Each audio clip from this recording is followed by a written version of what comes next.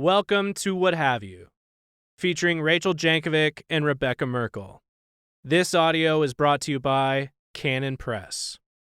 You've heard already that you can find Becca and Rachel's book in audio form on the Canon app, but even if you don't subscribe to get those books and that material from them, download the Canon app and at least have all of the podcasts all in one place for free. That includes What Have You, Nancy Wilson's Femina podcast, and Becca and Rachel's brother, Nate Wilson's podcast, Stories Are Soul Food. Get the Canon app today and get all of those podcasts all in one place.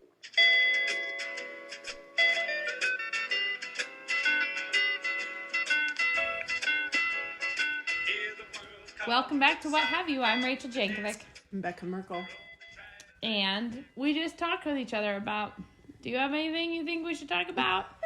And then after a long pause, we said, let's just do our thing. And I think that tells you it tells you all you need to know about, like, what we talk about and which episode, how well we remember, how well we plan, how well we know what we've said in the episodes. Also, we should say we're one step closer to a professional studio this week because we're not in a car. But we're also less professional because we're not in a car because it might run out of gas. Not because we're trying to elevate the quality of the recording. No. That would be too much. Also, our one step closer to a studio is Rachel's bedroom. At least we're sitting on a couch in my bedroom. And it's very cozy and lovely. It's probably less, maybe there's more, less echoey than some of the other rooms in the house. That's what we're hoping. We should have hung some laundry about to sort of be sound muffle absorbers. Some stuff. Yes, exactly. But well, it's the gritty part of the year, isn't it? In so many ways. And it's gritty. But the gritty part, because at least here, when you have 4 seasons, this is the part that makes spring all the glory that it is. Yeah. This is the part of the year that is not cute most of the time. It is in a kind of interestingly austere way. Yeah, but if it snows a bunch and then the sun comes out, that's just glorious and so beautiful. But right now we're just doing the kind of the muds, lots of wet dirt look. But even there, I think that there is, but it's a kind of a it's pretty. It's an Ecclesiastes beauty going on. There's this sort of a dust to dust kind of a vibe. Yeah, that's the truth. And there's so much it just happens. It's the rhythm of life, and I love it. But there's so much the need to rethink everything and reorganize everything and get rid of everything that you own and start fresh with something else. So, did you find a good book for your January read? No, I haven't yet. Did you? No. I have a book that Luke gave me that he was like, you should read this. And then I lost it. And then I found it in my cleaning things out, and it was called Do It Later. And I felt like I really already lived up to the dream on that one. I was like, I've already accomplished what it suggests. Exactly. Except for the part where you actually read it. So that's on my bedside table. And I suspect it may kind of fill that role because I like it to be a homemaking, housekeeping kind of book. Application. But all the ones that I have found or I've seen lately seem to be way more one person specific style collection. And see, I don't even mind those because sometimes you come away with 2 things and I don't mind them, but they have not compelled me towards them. Right. I wish I did do a initial loose search wondering if I could find how they trained housekeepers of yore. I want to know about that. I want to know about the inventory sheets. Well, yes, things like just how many linens are where and who done what it. Needs to be mended. How do we keep track of the silver? How much silver,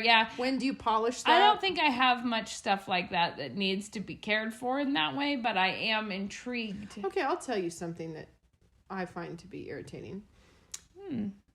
I have one of those really pretty copper pots from Williams-Sonoma that Ben and the kids gave me for a Christmas 2 years ago. But it's kind of it's a pretty and interesting shape. And it has like the little acorn finial on the top, it's pretty. And it's been sitting in my kitchen, and my kitchen has no cupboards, so it's just been sitting open in the kitchen. Yeah. It's for this whole time. The lid is a totally weird, totally other color. The sides are not at all.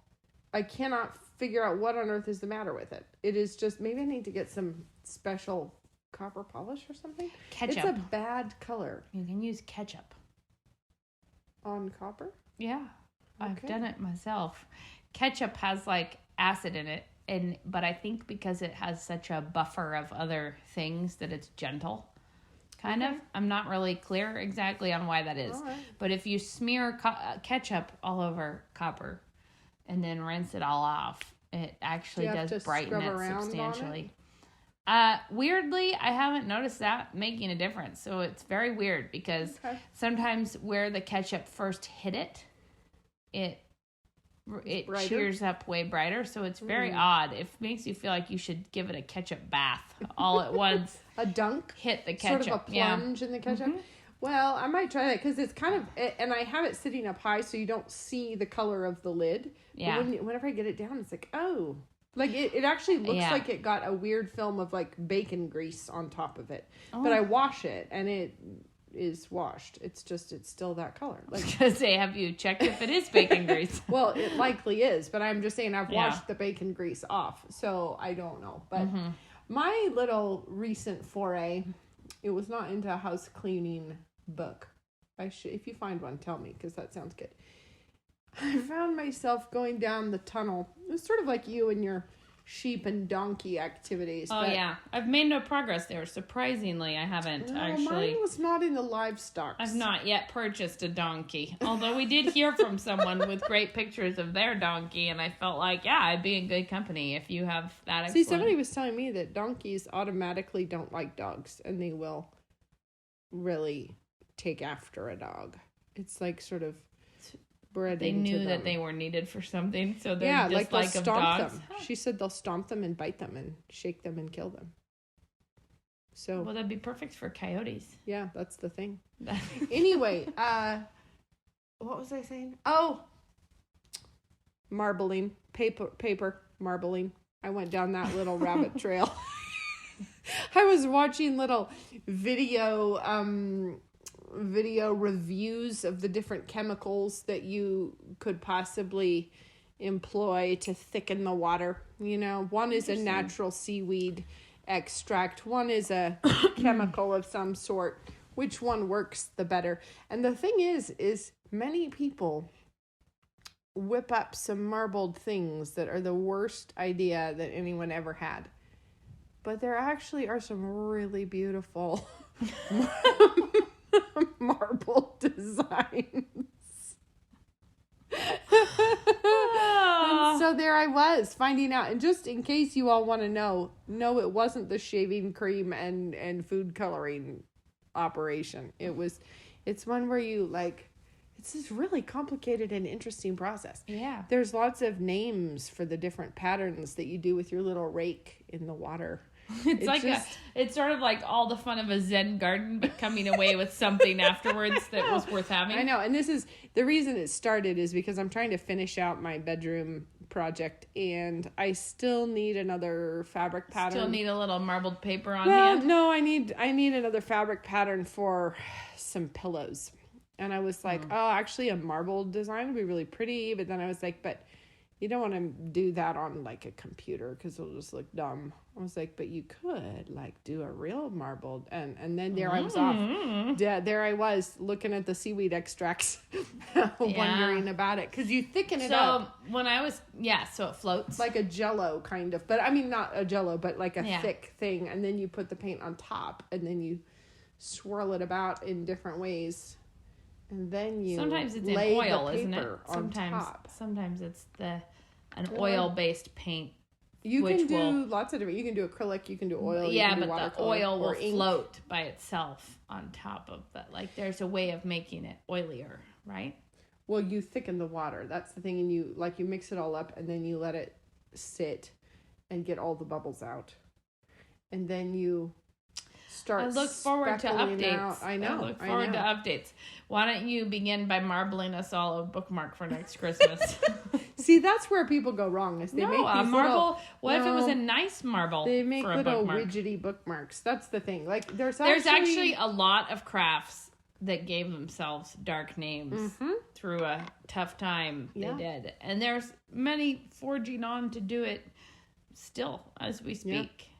Like, I'm intrigued by, like, there are some things where the first person that, like, spray painted plastic silverware to make a mirror frame or something, you're like, wow, you were really coming up with stuff.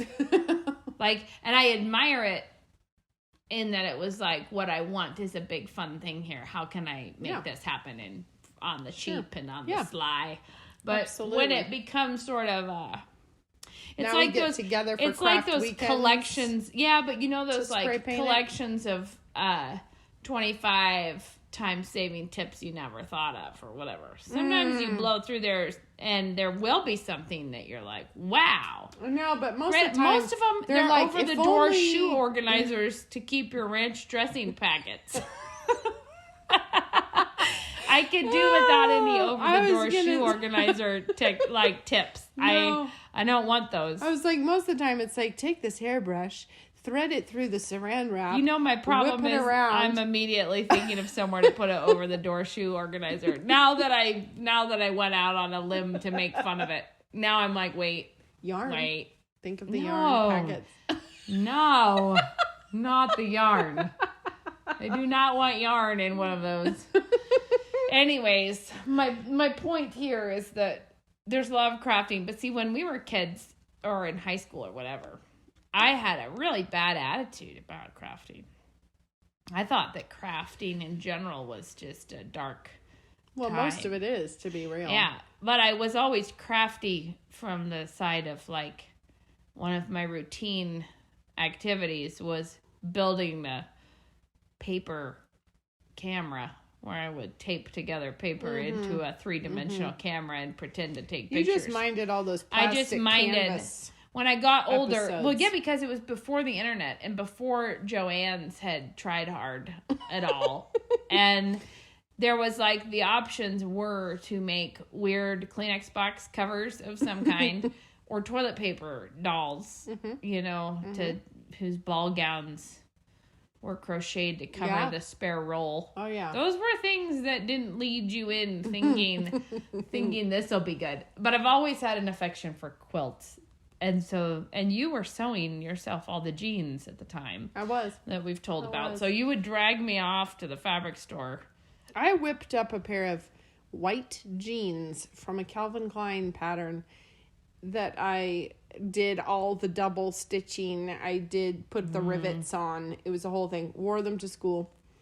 And this girl in a different grade than I was like, oh my gosh, I love your jeans. They're so cute. And so we were talking about it. And I said, oh, yeah, I sewed them. Now, can you imagine? I sewed these jeans. Anyway.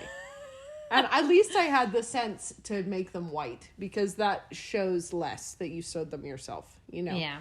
But it was like, you know, I was all intrigued about learning how to do a fly and how to do the double stitching and the Remember rivets. this very well. And then this girl was like, I would love to make a pair of jeans because you helped me do it.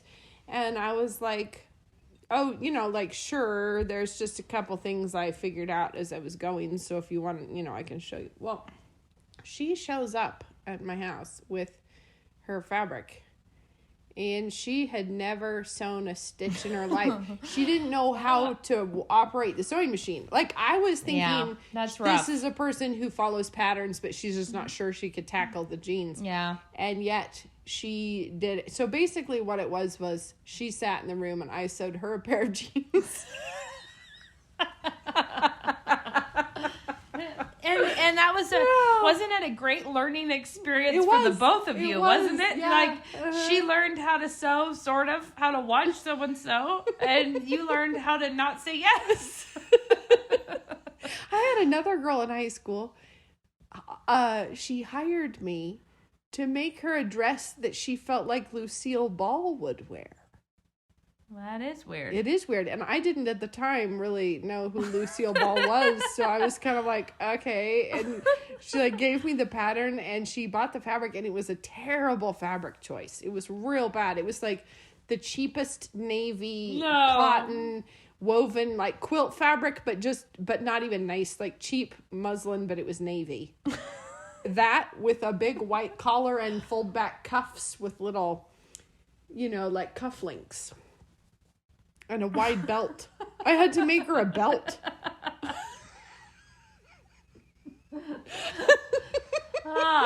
You see how it is. All the things I've done. Oh, man. That's... Not sure she ever wore it. I mean, I don't know. I felt never good about it, I don't take commissions anymore, guys. Neither for Calvin Klein jeans nor for Lucille Ball dresses. No, I have, through the years, that's one of the things that you really learn about yourself with crafting. Mm-hmm. Once again, I allude to my great book, No One Wants to Read, about all the lessons I've had in crafting. But a real part of it is understanding yourself. Like, if you intend to finish things and you intend to make things that are worthwhile in some way, then you can't help but learn a lot about your own lack of prowess in those directions as you try to do it, because you'll be like, man, I'm a huge quitter. Like this didn't work for me on the first, it didn't work right away, or you fizzle out partway through. Or I learned about myself that the fun for me is in the planning, the designing, the making it happen, the getting it, putting it all together. And I know that my besetting sin is getting it far enough along that I'm happy with it and feel like, yes, that actually worked like I thought it would, and it did. And so I never finish it. Like, I never do the last 10%. Yeah. Like, I would go to all this ridiculous trouble to make a very complicated garment that had like a sort of notched lapel collar, double-breasted long dress that was sleeveless. I remember that one. And had brass buttons. It also was white. Anyway, it was a kind of a nod to a sailor dress, except for different. Anyway, I went through all this hideous agony putting this little dang thing together. I got it on. I put it on. It was like, it fit. It was cute.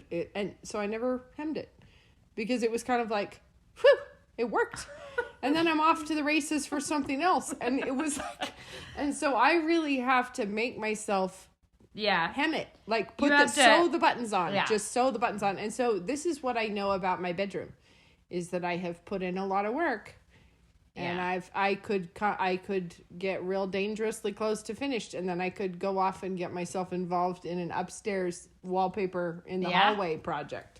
So I'm trying to really make myself get through it. I also found that I was like, there are things that I've just learned that are now the principles that I live by, and you realize why older women so often have those. Like, those were the things that I remember running into with like grandma, or or think of the cliche of a stitch in time saves 9. Okay. That was not a thing that people only imagined. Like, that was a thing that somebody actually was like, no, you do it now or it will never get done or whatever. But I remember thinking that I would stall out on a knitting project if I made a mistake.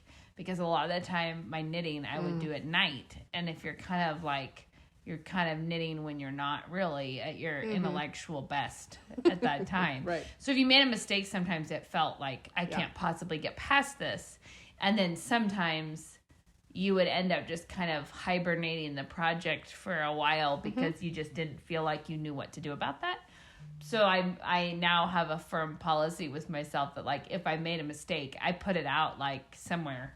And I will, in the daytime, tear it all back, put it back on the needles, get it ready to be back into the mindless. Well, I think that sort of all or nothing streak that I have, I remember those Calvin Klein jeans. I stayed up all night, I think, well into the middle of the night to finish them so I could wear them the next day. because I'm not good at saying, I'll just dabble a little today, and then I'll dabble a little tomorrow, and then I'll dabble a little the next day. It's sort of like, if I don't finish it right now, I won't You ever are come the back. 0 or 60 person It for isn't- sure. I'm working on that. I am. But the thing is I do better when I just say, I'm seeing it through to the end right now. And if something interrupts me before I've hemmed it, it's very unlikely that I'll come back. I actually work hard to be the person who will plod along on things. Well, me So- too, but I'm just saying it doesn't come naturally. You have to No, make yourself. I have like a work basket, and I have to revisit this whole setup. This is bound to happen since we're inside. I like that the dog has decided she really needs to speak she with wants me. to be here. She's whining at the door. But the thing that I have found was helpful is I have like a work basket by a chair that I would usually sit. Like, this has got messed up when we moved in this house, and I don't have a regular place that I sit. But I would make a point of touching the project once I was like, I don't care if I only knit like half a row. Sure. I will pick it up every day and put it back down. That helps because it's the same principle of what I would do with my bored little kids, which is if they couldn't come up with something to do, I would set a timer and say, you're playing Duplos for 10 minutes. Like, then you can do whatever afterwards, but you have to play Duplos for 10 minutes. Like, Sure. you must do something for 10 minutes.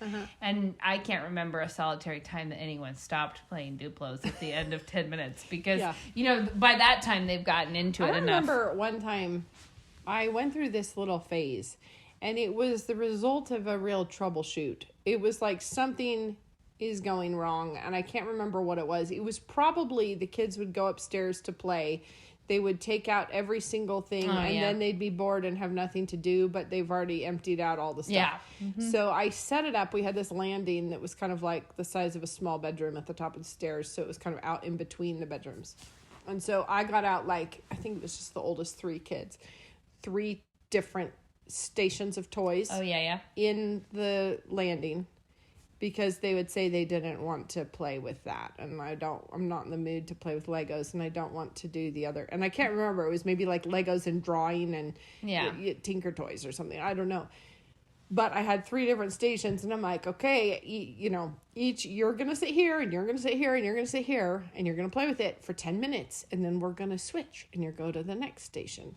And it was hilarious because they go from being like, there's nothing that I am interested in whatsoever to being like, no, my time's not up, is it? I have to finish this thing that I'm doing. I'm frantic. And it was actually really great. Like, whatever it was that I felt like we were high centered on, and I can't remember the deets, but there was something that was just being a struggle. And sometimes that was you an just amazing... you have to bring a different structure to the situation. Like, I sometimes just withdraw something totally from the circuits for a while. Not so much, really, Moses is my only one who, well, Moses and Shad both, I could pull like Legos out of the circulation for a little while. Because then it just freshens them back up on how fun it is to play with those. But it is also, I used to do tons of that, and I would use those Sterilite, the little stacking drawers that are like the size for a ream of paper goes in them. I had 2 of those in the on the top shelf of a closet when the kids were really little, and that was really smart. Here's why: when I found a random piece of Playmobil, and I found a random Calico critter, and I found a random Sylvanian. That's the same as a Calico critter. Is it? Yeah. But yes. And I'd find like these odd little pieces of things around. Then I could just go in there and very easily drop them into the right drawers. But if you had like stacked closed containers, you just don't ever want to deal with that. Like trying to put them correctly away. But what I did was the little fiddly toys that were not in normal circulation, I put them up on the top shelf. And so then when I would say, you're going to play for 30 minutes on my bed or on your bed, but you have to stay on your bed and you can't get off, I would let them pick one of the fun toys, but they couldn't play with them any other time than a quiet moment. Yeah. And that was highly effective, in fact. I had one bin that was all like a lot of little plastic animals. one that was like knights and dragons and stuff, so, Yeah. but it worked real well for a while there of like, you can choose one, but we used it the same way as stations because they would switch beds with each other and play with the other one sometimes. Yep. Chloe and Titus, I remember specifically trying to make it a fun time for them because I think all my kids have always given up napping entirely when they're 2.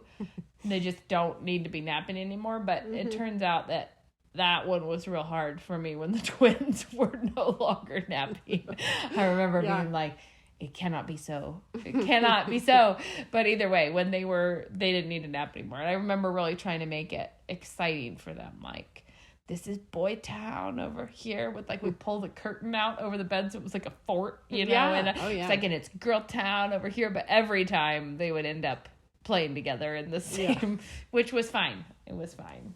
And fun. That was a happy time. Yes. And anyways, I did have a thought that I had thought that we should talk about, but I forgot to reveal it to you in the time that we asked if we had a thought. So this is fresh. Becca has no idea what I'm going to bring out.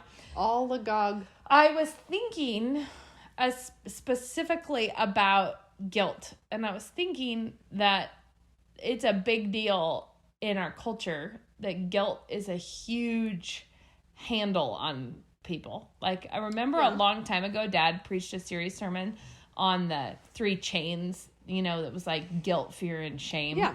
And that different cultures really heavily favor one or the other. The Asian culture is huge on shame and honor. And in many more third world countries, fear is a huge motivator. And in the Western world, guilt is just a monumental thing. And I was thinking about how we need to be like aware of that. And also, it's kind of like people put a big handle on themselves. Like, do you want to control me? Just use guilt. You know what I mean? Like, just grab guilt. And the reason I was thinking about that is because of the political ranny gazoo that has been about, and Dad did blog about this, but I just thought it was a really interesting point that, like, you don't bear any guilt for someone who holds some part of the same opinion as you on something and is behaving badly.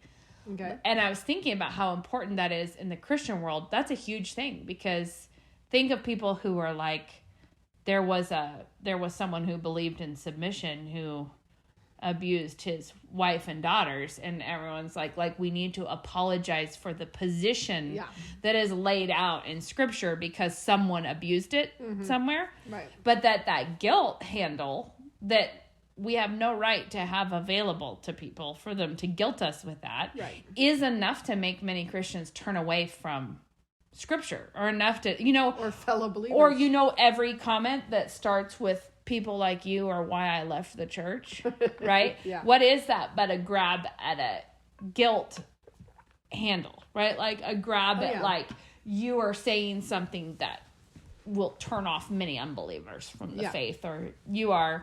Oh yeah. We're supposed to be guilty for, everything. Just all the things. They're all there. Even things that your ancestors may or may not have had anything to do with. I mean, like, the guilt it's not decreasing culturally in the sense that we do bear a lot of guilt, and the guilt's real. And I'm going to say, totally shamelessly stealing from something Toby Sumter said this morning. Logos had an assembly, and Toby was there, and he was talking about confession of sin.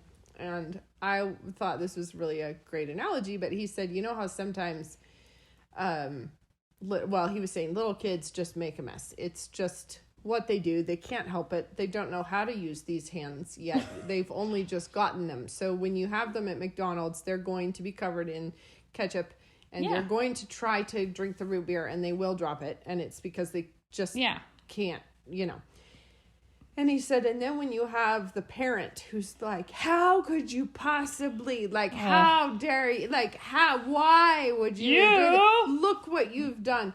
He was like, here's the thing. If you're a pro parent, you know that little kids do this. So you're ready with the wet wipe. You're ready to like guard the ketchup. You're there to like help them eat the fries, and you're, you know, and you call the employee to come with the mop. You do what we do, which is for years, we don't anymore with the lids on things. We'd all say, sip it. Don't tip it. Sip it. Don't tip it. And we were all like, all right, Moses, it's your big chance to sip it, but don't tip it. Yeah, and he's like, because you're teaching them, and they're going to make a mess. That is going to be what they do. They do. And they will. But if you have the kids spill the root beer, and then the parent freaks out over the root beer, he's like, which one is actually making a bigger mess? Yeah, it's clearly the parent. For sure, because here's how you handle it. And it's the only one who should know enough to not do it. And then you're going to change their shirt. And then they're going to make a mess. And you're going to wipe their hands. And they're going to make a mess. And you're going to mop it up. And they're going to make a mess. And that's just how it is. Yeah. And he said, but when they're wringing their hands and like bemoaning the whole situation, that's, you know, they're making a worse mess. And he said, so the thing is you're going to sin. You just are going to. So wipe it up. Like, don't sit there going, oh my gosh, I had a terrible thought. It was an awful thought. How could I do this? I was a Christian. And he's like, wipe it up. Move on. Of course, like, you're fallen. You're going to sin. That's how it's going to be. Get it right. Move it on. You don't need to sit there in a big stew about how guilty you are. And I can't believe it. And oh my gosh. And so that's the thing is, like, there are a lot of people who don't clean it up, and they really are guilty, and so the handles are everywhere on them. Yeah, but you shouldn't be covered in guilt. Well, one of the things that I was thinking about is I think that women in this culture now, we all need to actively not be easily manipulated by that, right? Yep, so exactly. And you can see it anywhere in our culture. Like, if someone just says that makes you a racist, do you feel guilty? And the question is, you could theoretically be guilty of that. You should, but also guilty. Far more likely in this day and age is that someone's trying to make you feel guilty for something that you do not actually bear any guilt for. Yeah. But the thing that I was going to say is, whenever something has become common in a culture, when it's become the thing that's just the way we talk, the way we deal with each other, it is equally important that you do not pass that on to your children by brewing up children that you entirely govern and steer by trying to grab hold of their guilt. You have to lead them you want to be getting out in front of them, leading them with loyalty, with love, with forgiveness, with gratitude, but not by coming along behind and being like, don't you know how much I do for you? Right. Don't you feel terrible that you did this? Or I'm so sad. Does that not make you feel terrible that you treated me like that? Or like, I cried myself to sleep because you were mean to me. You know, like, I mean, there's a lot of ways. Look at all the extra work you made. Look at other people's kids who are more helpful than you are. Look at this. Like, there's so many ways that you could just slip into being like, well, you're the one that always ruins a nice time. Or you're the one. There's so many ways that you could be growing up children where the thing that you're actually trying to use to control them is guilt that they should not be bearing. And that is it's just... Well, to go back to the kid analogy, it's like if you're the mom that sits with a little toddler who doesn't really yet have full control of his limbs and is just learning motor coordination, you're like, can you try to just not drop everything everywhere? As opposed to the mom who's like, oops, okay, here's how you're going to do it. All right, we're going to wipe that up. Yeah. Okay, let's try again. All right, good job. You know, there's one mom who's going to actually get their kid there, and there's the other mom who it's going to be a long, hard, difficult road. Well, a long time ago, I posted a video of Moses in a diaper pouring himself a glass of milk at the table, and it was very funny because I started to video it because it just was a funny setup. Yeah. You know, you could see him kind of looking at it like, bet I could. And you also could really feel that. Bet you can't. Anyways, I started to video it, and it ended up being, I thought it was a very funny video, which is why I shared it on Instagram. But the thing that really did surprise me a lot about it is I shared it in the video. I jerk because it's clear that he's whiffing it Yeah. And at first it looked like it might be a little spilled. There was a moment where I thought this could be far worse than I was anticipating, and the phone like jerks all around. And then, but so even in the video, it's very clear that I was not just sitting there unaffected by what was happening.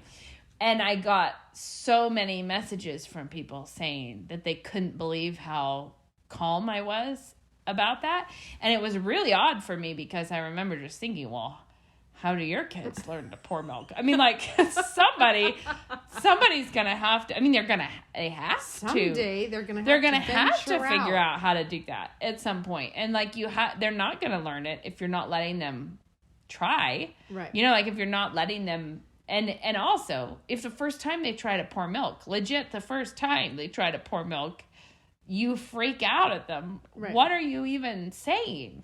Well, and think about the way God does it with us. He just, there's a baby. I was going to say. You've got one. I was going to say nothing felt as uncertified as driving home from the hospital with your first baby. With a baby. Like where you're like, they cannot let us have like nobody can think that we ought to be in charge of this situation. I remember feeling like, I mean, can we just like get in the car? Are we allowed?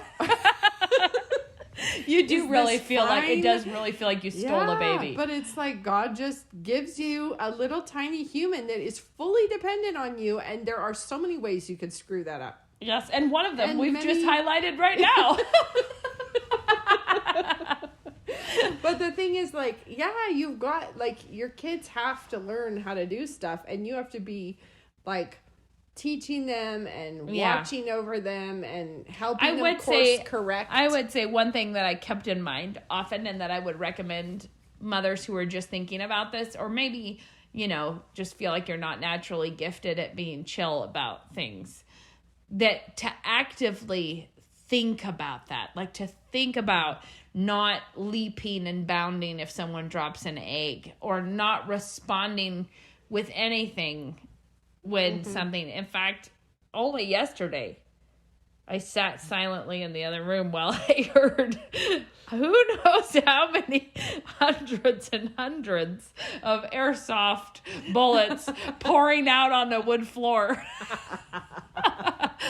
And it was just like, oh, there it's going. There it's going. It's still going. It's so many are going. And then I heard Moses be like, Titus, Titus, And I'm like, well, I just not gonna go in there. But the funny thing is, I didn't get involved in that one, and I actually didn't ever see him on the floor. So people did it. They handled the problem without me running in to yell. Okay, you know how when you just did it with Moses just a minute ago, where you told him to do something and then said, no, I want you to say, and waited till, and like, here's how you're going to respond. Okay, let me see you do it. Okay, good job. So what would be that version of advice if you're a mom who really struggles here, and your kid just did it? They just squirted the ketchup. They just dropped the egg. They just spilled the milk. They just, what, like, if you were going to talk to the moms who would be tempted to, like, freak out or lose the bubble about this, what would you tell them to say? Like, just... I would say, like, no problem, or, oh, no biggie, or we say no biggie a lot, but you got me giggling because I remember that I did actually give counsel to a mom once, and I can't remember how it led to this moment, what specific thing it was that she was, but I think it was someone who was really, really wanting to put it to death in herself, that she was highly strung about things like this. But I did actually tell someone, you need to like throw an egg on your kitchen floor and then just be like, no biggie. You know what I mean? Like you genuinely, and whatever, it did actually end in both her and her husband, and I think the kids, throwing eggs on the floor to be like, we'll be fine. Like, we can throw an egg on the floor and look, nobody had to freak out. Well, like, this is the we thing, could do it. We could see that happen and be like, a mess. I'll clean it up. when one of our kids was making a run at being an ultra perfectionist from the high chair. Yeah, that's always good. Didn't want to get his hands dirty on the peanut butter. And he would sit there with his hands up. This was Knox. He would sit there with a bit of peanut butter on his hands in the high chair, just looking offended. And he would be going and he couldn't talk yet, but he'd be like, it's on my hands. So promptly Ben began taking him out in the backyard and making him play in the mud. Making him put his hands in the mud. Because he was like, no, we're not going to cater to that. We're not going to raise a child who can't get his hands dirty. And so it paid off in enormous ways because he's not like that now. But the thing is there are moms, I think, who need to have a rummage in the mud just a little bit. Just to be like, you know what? I'm not all is going well. to be... We didn't lose a limb. I'm not going to be something. a freaker-outer about small details. How about I practice not responding when that Because happens? the thing is let's say your kid drops the egg on the floor. They've just made a 6 square inch mess upon the linoleum. Yeah, but you could freak out and it'll be way bigger. Yeah, you could pour a bunch of junk all over your house. And that would be more like punching a hole in an aerosol can of something and letting it rip. Because it's nothing like just the mess that happened. Yeah, I mean, you can clean it up. You can say, guys, I freaked out. My bad. Yeah, but you also might next week sometime find a little of the carnage somewhere. The reality is that it's not worth the mess at all. What you think you can't say no to is actually a very high cost. And getting an egg off the floor takes what? Couple minutes. I don't know. I max. was going to say, 45 seconds to a minute of spatula work. We had a really magnificent time of something like that just the other day, but I can't even remember what it was. It was a large amount of something, though, that we needed.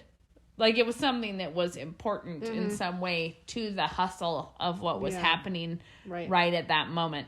Right. And it went down. And that was the first time I think I have built up muscles to be unresponsive to small scale things knocking over glasses or whatever. But sometimes there are the ones that give you a little hot second, more of a I would like to say something about this. Nope, not going to. Knocking over a candle that's been going. So the wax splatters everywhere or something. Anyways, my point is, even though I think I have practiced for many years not jumping at this kind of thing, I still have to very consciously not respond sometimes. It's not like something that you hear the huge clatter of something and go, yay! Yeah. My heart soars. And it's not like you don't go clean it up. That's the thing. Nobody thinks that what this means is... I think I have to get this. Sorry. I'm going to pause. Hello? We're back after my little interlude with the delivery man. Sometimes you have to take a call. So we were talking about not being the freaker-outer mother. And I was saying, it's not like we're saying, let the eggs just dwell upon the floor. No. It's not that. It's of course, clean it up, but clean it up with a sense of proportion. Be a reasonable person while you do that. There are worse things in life than having gotten a grease spot on the carpet. So I want to return to the more spiritual guilt manipulating things and just think about one of the really important things. And one of the things that really matters about the Bible Reading Challenge to me is that Christians not be vulnerable to those handles on our faith that make people feel guilty. Yes. Where someone's like, well, the Bible says, to kill everyone in a city. And you go, where if your instinct is to be like, somebody's grabbing hold of this and I'm going to apologize for scripture, or I'm going to apologize for what God says, or I'm going to apologize because you're right. That does sound terrible to have to submit to your husband. Or whatever it is. Right. We really need to be immune to this because right now it is the most popular handhold of all. But it's also are you forgiven? Do you believe that you're forgiven? Of the actual sins that you actually committed. The things that actually mean that you are deserving of judgment. Do you believe you're forgiven? Then don't go around shamed and cowed and everything. Act like a forgiven person. Right. Exactly. Which is somebody who's not just struggling under the guilt. Live in the confidence of your forgiveness. That there really is a And that ploy right now is being used to shut people up as fast as possible. You're Yeah. not allowed to talk. You may not have an opinion. You Yeah. may not say that because you're guilty. Guilty. And you really should be like, no, actually, Well, I think I'm there was forgiven. recently a real big wave of churches saying we need to be silent right now because letting the Yeah. underprivileged voices speak. And you have to say to yourself, what were you talking about in the first place? like you should be silent if you weren't talking about something Yeah. that should be said in a moment like this. Like Right. if you weren't talking about forgiveness and salvation and repentance, then yeah, do by all means. Well, and I do think that description in Horse and His Boy is one of my favorites, where Shasta's in Calormen and in Tashbaan, and he sees the Narnians for the first time. Mm-hmm. You know, and it's however he describes it. They're just walking, and they let their arms and shoulders go free and chatted and laughed. And They're sweet. one They're was- just visibly free. And one was whistling, and they were ready to be friends with anyone who was friendly and didn't give a fig for anyone who wasn't. Or, you know, something yeah. like that. And the Calormens are all very, like, grave and mysterious and solemn and silent and you know, and I feel like that really should be the difference between the Christians who are free and who are forgiven and who are joyful and who can walk around without the burden of totally. all the ages on their shoulders, because that is what a lot of people are trying to do, is like, we are going to carry the burden of guilt from centuries, and we're going to try to, and that'll crush anybody. Even if you had an accurate assessment of what the guilt was, which is very unlikely from this distance. Right. You can't handle it like Christ can, and he did. Yeah. And then our job is to behave like it. Like, be Yeah. grateful and cheerful and joyful and forgiven. Amen. And that's the thing, is that you have to ask yourself if you are doing that.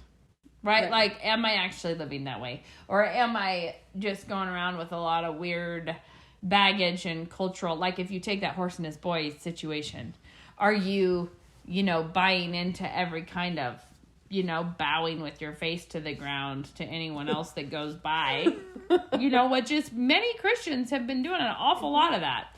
And sometimes I think it's because, I mean, sometimes there's some mix up. There's some, like, I don't really know what to do right now. They don't know how to respond. But sometimes I think we are often ready to confess the sins of our ancestors because we do feel guilty, and we'd rather confess those than the actual ones that we have committed against our husband. The one right now. The one that actually is on our conscience. The one that's a current event that you actually do have Right. responsibility the way for. that you've been a brat to your mother-in-law.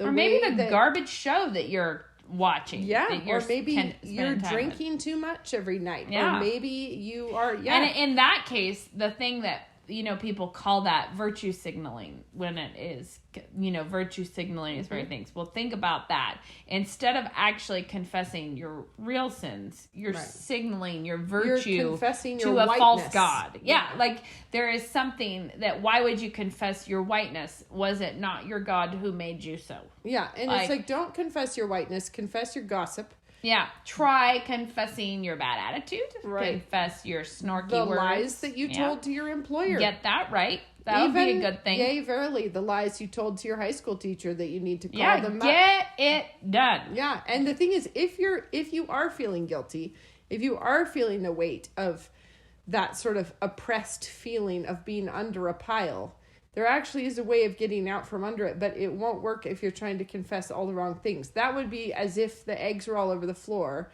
and what you were trying to do is clean up a completely different mess in a different part of the house that actually isn't there. You know, like, Yeah. but there are people who want to show how industriously they are cleaning. Yeah, And but they're leaving things to they're go leaving rank and things stagnant inside while they stand all the time on the front porch Right. acting like they're shaking out a rug. Shaking out a symbolic rug. Yeah, and so I think if you are feeling guilty, have a hunt around and ask yourself what it's from, because it's probably not the race that God made you. Maybe you need to, also a good idea is, if you actually are feeling guilty, ask the Lord to show it to you. Like, Yeah. ask the Lord to say, please show me, why am I feeling this way? show me if there's something I need to confess. And if the Lord does not immediately bring something to your mind, if there's not something that is like just super on your mind right away, then trust him to bring it to your mind and move on. Do not begin the great wallow of 2021.